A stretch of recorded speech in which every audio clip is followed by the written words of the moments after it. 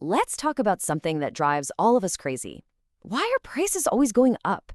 I mean, really, why can't a gallon of milk or a tank of gas just cost the same tomorrow as it did today? It's a simple question, and honestly, it's one we've all been asking. And lately, that question has felt more urgent than ever. You know the feeling. You're at the grocery store, you get to the checkout, and you just stare at the total. That sticker shock is real. It feels like absolutely everything is getting more expensive all at once. And you're not just imagining it. The numbers are pretty staggering. If we look back at 2022, a ton of major economies, we're talking the US, the UK, the Eurozone, all saw prices jump by around 10% in a single year. That's a huge bite out of everyone's wallet, and it put a massive strain on families and businesses. So this brings us right back to the big question.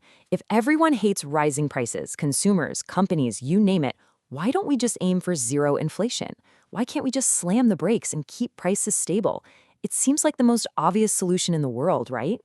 Well, here's where things get really interesting. The reason prices don't stay the same is because the people in charge, governments, central banks, they don't want them to.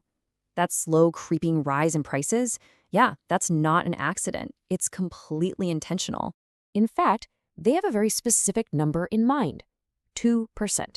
This is the official inflation target for most of the world's big central banks, like the US Federal Reserve. They are actively trying to make prices go up by 2% every single year. I know, it sounds totally backward, but if you talk to any economist, they'll tell you this over and over again. A little bit of inflation is actually a good thing.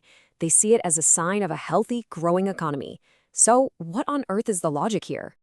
Okay, so the idea is to create what they call a virtuous cycle. It starts with you. If you expect that new TV or car is going to be a little more expensive next year, you're more likely to just buy it now. When everybody does that, sales go up. That means companies grow and they need to hire more people. More people with jobs means wages start to go up, which means people have more money to spend. That increases demand and the whole cycle feeds on itself, keeping the economy humming along. But to really understand why they want a little bit of inflation, we have to look at the alternative. We have to talk about its evil twin. What happens when prices don't just stay flat, but actually start to fall? And that phenomenon has a name: deflation. It's the literal opposite of inflation. It's when things, on average, are getting cheaper over time. Now, I know what you're thinking. Falling prices? That sounds amazing. My money is worth more tomorrow than it is today? Sign me up. But here's the twist. For an economy, deflation is an absolute catastrophe. It can kick off a terrifying downward spiral. And this is that deflationary spiral. Just flip the last slide on its head. If you know that car is going to be cheaper next month, what do? You wait. But if everyone waits, company sales completely tank. So what do? They cut costs, which means laying people off. Suddenly, millions of people have less money to spend, and even folks with jobs get scared and start hoarding their cash. This collapse in demand forces companies to cut prices even more, and the whole vicious cycle gets worse, grinding the economy to a complete halt. So this slide really just puts it all in black and white. A little inflation encourages spending, which fuels growth and creates jobs. Deflation encourages waiting, which causes the economy to stagnate and leads to job losses. You can see why economists are so terrified of one and actually welcome the other. Okay, so if a little inflation is good and deflation is terrible, that still leaves one question. Why not aim for a perfect zero? This is where the whole idea of a safety buffer comes into play. The thing about deflation is that it's not just bad, it's incredibly difficult to fix. Think about it.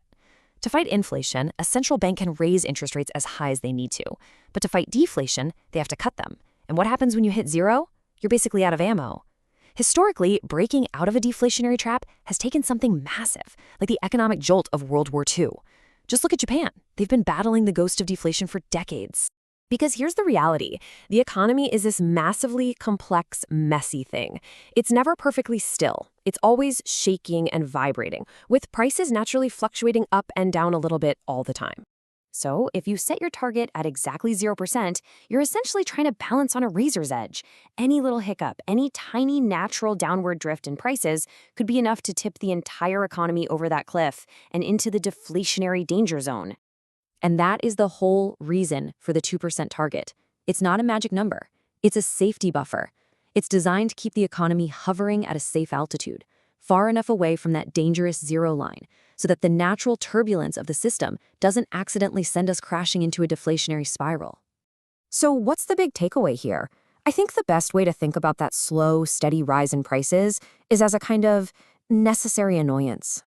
At the end of the day, it all comes down to a simple risk calculation for policymakers.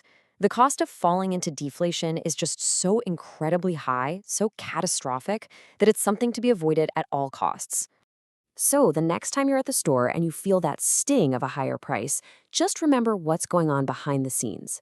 That little bit of inflation is a deliberate policy. It's a shield designed to protect the whole system from something far, far worse.